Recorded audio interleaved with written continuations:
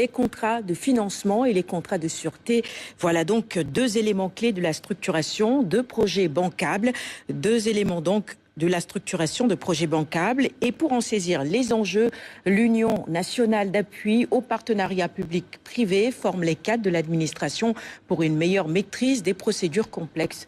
Les détails dans ce reportage de Abdouad.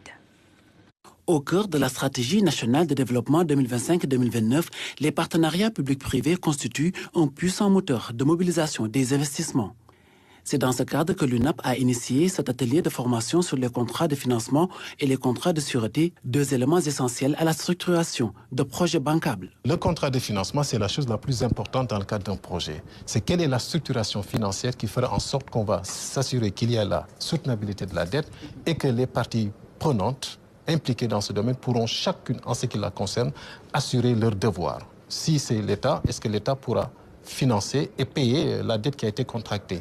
Et de l'autre côté, est-ce que ceux qui sont en disposition de pouvoir financer sont suffisamment assurés pour pouvoir se dire, écoutez, nous sommes intéressés par ce financement-là, par ce projet-là. Durant 3 jours, ces cadres de l'administration vont consolider leurs connaissances sur ces thématiques, une compétence clé qui leur assure un rôle majeur dans la mobilisation de capitaux, dans des projets souvent complexes. La chose la plus difficile, le défi le plus énorme, c'est comment est-ce qu'on pourra présenter aux investisseurs un projet qui respecte, si vous voulez, tous les standards de qualité.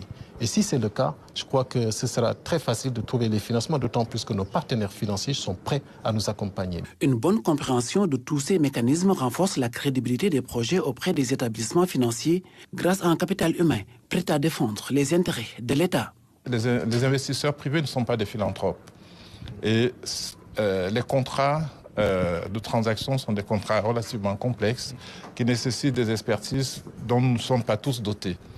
Et c'est pour cela que le gouvernement, à travers cette initiative, fait cet investissement pour que les structures gouvernementales qui interviennent dans ces transactions soient dotées des compétences qu'il faut. L'autre défi pour les acteurs est de rendre opérationnels les acquis de cette formation pour un impact réel sur le développement économique et social du pays.